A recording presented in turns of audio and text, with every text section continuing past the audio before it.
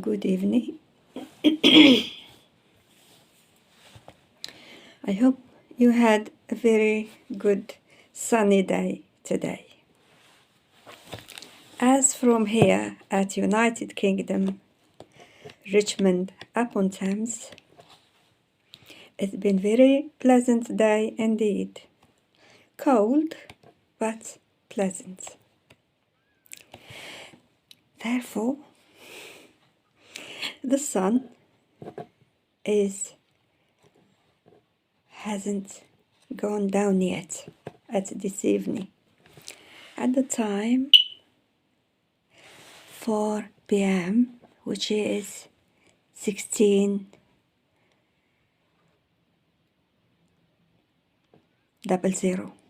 p.m.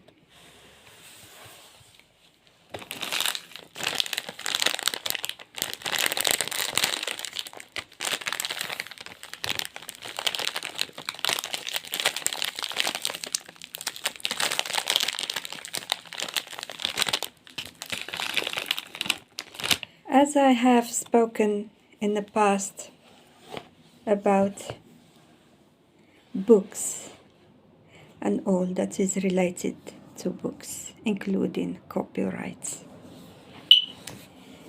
And so far, I have spoken about few books, which are, for example, why is it a book have a spine and a hardcover like this one, and this one, for example. This one a book I bought. I didn't write this one. And I'm gonna come on to talk about copyright. So, in order to be an author, you have to have a copyright. Whether you obtain a copyright from your publishing company, which you sign on with, you pay money, and with publishing your book, your story, your script is yours. But when the book is being chosen of the size, color, and print of the words you like most to have your book published as, for instance, this one, Birds Watching, which I have spoken about this few days ago. I myself bought myself a copyright from Google. I was reading through what is the rules of teaching your child at home. And I find out there is a rule. If you're not qualified teacher, you don't need to have a copyright. So therefore, I bought one. It was then more than 14 years. Because I bought a copyright before I started teaching my own child at home. And it was £70 sterling, English money. So therefore, I am a copyright person. Anything I write, anything I say, it's copyright. That is for me, personally. But when I paid and published at a company which published my son's book first, at the time when I was teaching him between, 10, 30, 11 years old, I'm not quite sure. It was secondary age, my son at the time, or the primary age, I'm not sure. But at that time, my son obtained a copyright. So did I. Few months later, it wasn't a whole year, within 1 year period, I paid for 2 books, and I published 2 books with a company that I searched for again in Google, and I found a suitable company which would publish my son's script first and mine afterwards, for a few months after. But it was within a period of 1 year. I paid and published 2 books. One was mine, one was my son. And talking about books, that is already been published, like this one. If you open the first page, and as you see, these 2 pages are blank because the author chooses to have blank pages, sometimes at the front and at the back of the book, and sometimes even at the middle of the book. When you stream through the book, going through the pages, sometimes you find like half a page full and half page not full. So therefore you put your comments in there to remember what it is you thought about and you want to list in the book you are reading, which you bought. You cannot, it has to be your own book. Now, as you can see here, this first page is like a mother page of the company. They list down the name of the company and the rules that follows for the author and the publishing rules about it. So, what you do, for me personally, if I decide to buy the book, if the book had description at the back side cover of the book, I would read that. But my book and my son's book, we didn't put this at the back of the book. But the book had 2 faces. This one has 2 faces. This is the front and this is the back. And you can tell easily. Well, as for this book here, it has 2 faces. But you have to make up your mind which is the front and which is the back, if it doesn't have the code here. Therefore, this one, you choose this one as the front cover of the book, which I wrote. This is my book. Therefore, if you open my book, you won't find copyright written here because my copyright is invisible. My copyright, it's me, like my son. My son is a copyright. Therefore, they should not experiment on me or my son or my family because I am the holder, the head of my family's holder for the copyright. And that copyright I bought entails over what I do with my working days, etc., etc. Like writing notes, for instance, like this book. I don't know what happened to this book's cover. Obviously, the cover was badly damaged and it has to be taken off. So this book has no cover, but it has a thin spine, as you can see here. That is a spine. To have a book with a spine, you need to have a certain amount of pages, anything more than 100 pages.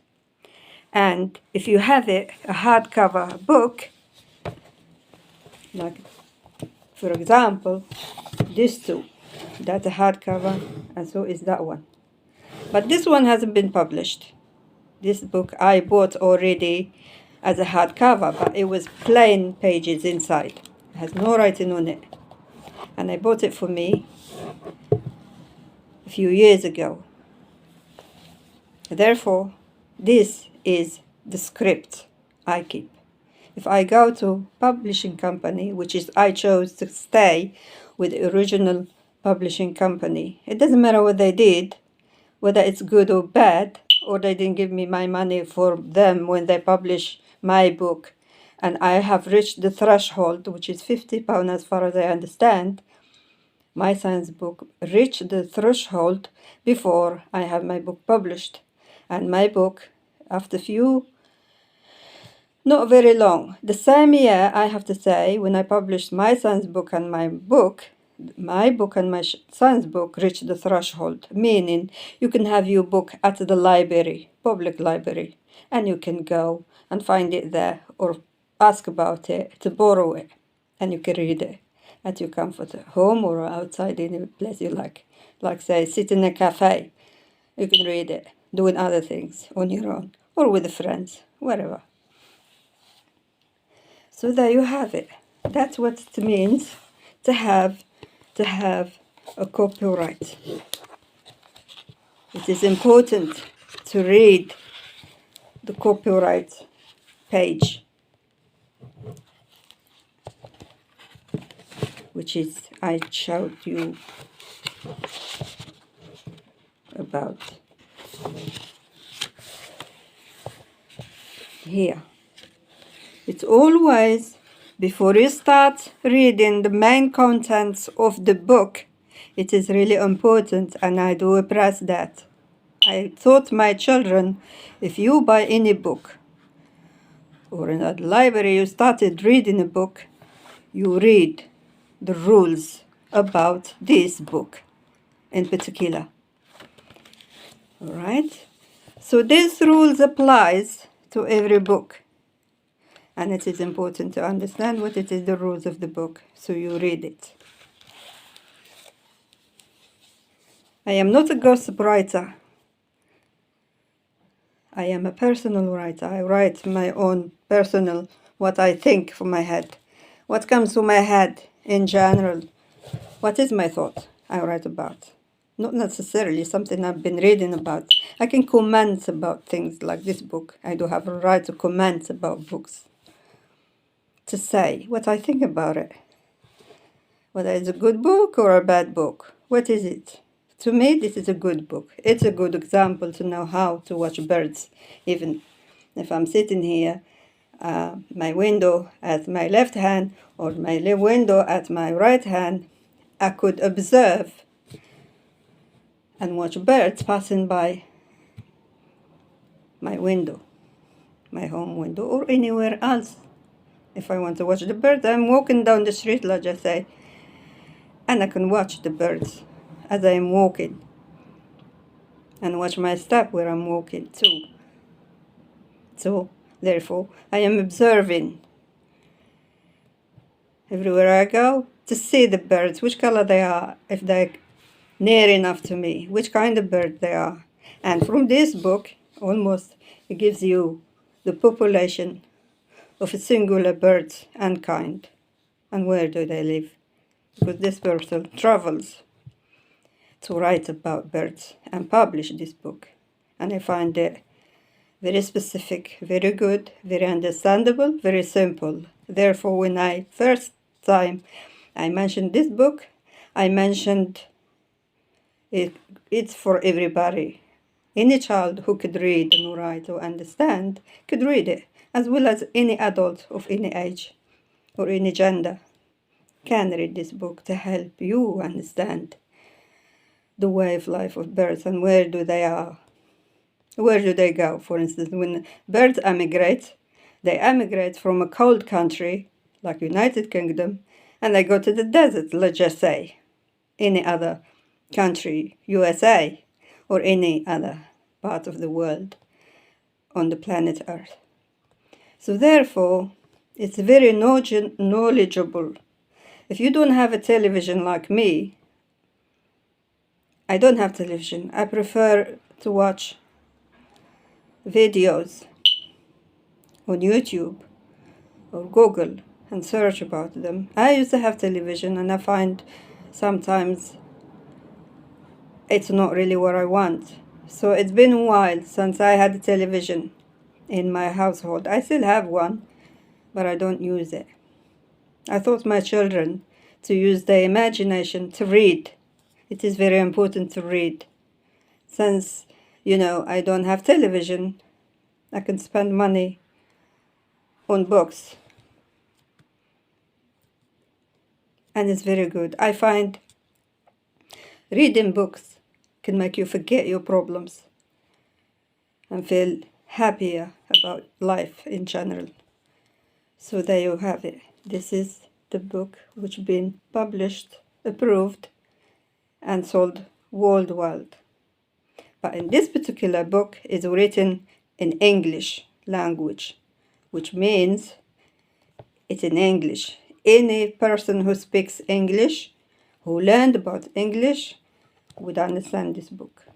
It doesn't have any other languages. If you want a translation book of a similar, you either buy it on eBooker from the internet,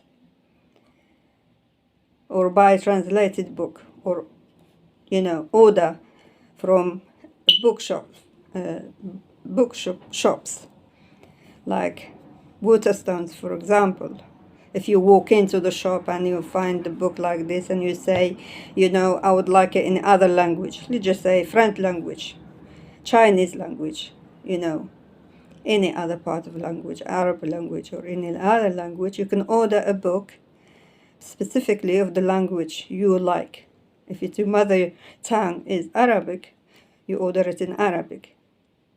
Or if you speak a perfect English like me, I perfectly understand books. Not always, I have to admit, I have to have my dictionary to refer to for some complicated words that I haven't seen or heard or come across while reading. So therefore, I didn't grow up in England. I grew up in the other part of the world where I come from. So my English is not my mother tongue, let's just say. My mother tongue is Arabic. So therefore, for me to have a good English as it is now, I've been living in the United Kingdom nearly 37 years. And that is many, many years. And I came to England as an adult, and I came as a bride. So therefore, buying a book, it's important. And I find reading a book is very educational, very knowledgeable, and very informative. So there you have it. I have explained the difference between a copyright and self-copyright, and a company who you publish with copyright, and thereafter. So if you are a person who published a book and you become a copyright, people shouldn't use your name, shouldn't use anything that you do or copy you. They have to have permission, and they have to pay for what it is they're using your name for, or whatever it is they're using it for. Including those are ghost writers. Like for instance, if I mentioned an author on the book here I wrote, when this book has been published, my publishing company have to have permission from the person, like just say Madonna, Christina Aguilera, any other, Michael Jackson, let's say, any other artist, which Madonna is also, she's an author, she wrote books. J-Lo, Jennifer Lopez, I think, she's got shops, she sells clothes and among other things. So therefore, if you have a publishing company that acts on your behalf of whatever it is you're going to publish, if they use the name of other person, they have to have permission. And that is what you're paying for.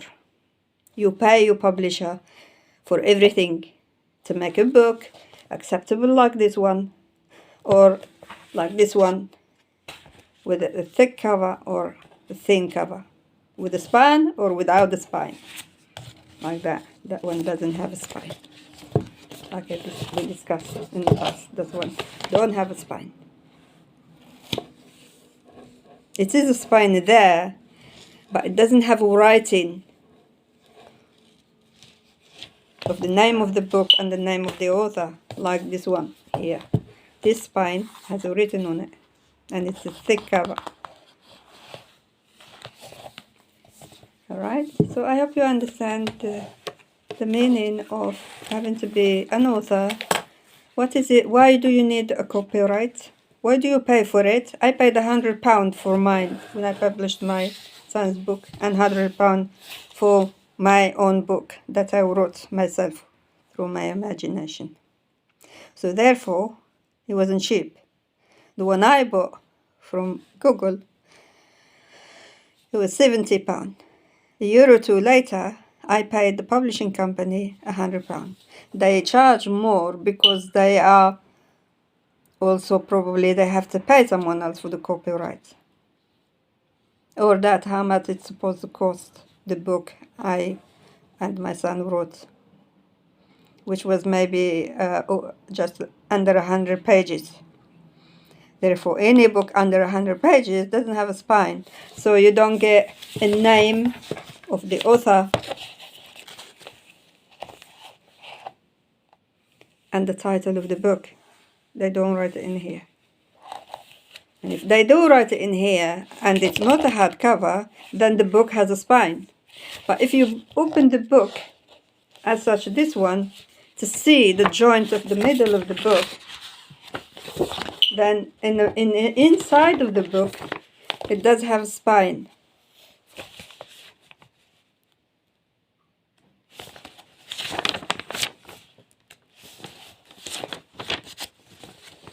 There you go. That's a spine, the joint of a spine.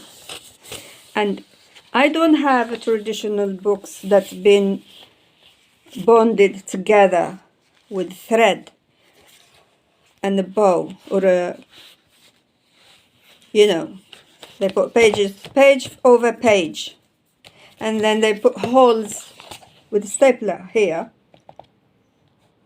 and then they tie up like they do in court. In court, if a case been connected by pages, they put page over page, they still do that, and they tie up with a ribbon here, and they roll the case like that and tie it up with a ribbon. They still do that. That is traditional way, by the way. All this I'm showing you here, they are modern kind of bonding books. Whether they've been published or they haven't published, like this one. This one hasn't been published, but it has a hardcover outside. And the pages, if you see inside, they're not at the edge of the cover, they're inside. So therefore, they're protected.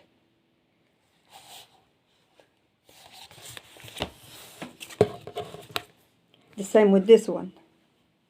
This one a hardcover as well as this one. So the pages are a little bit inside than they are, to say, for this one. This one, the edge of the thin cover become level with the pages inside. And this book has only 48 pages.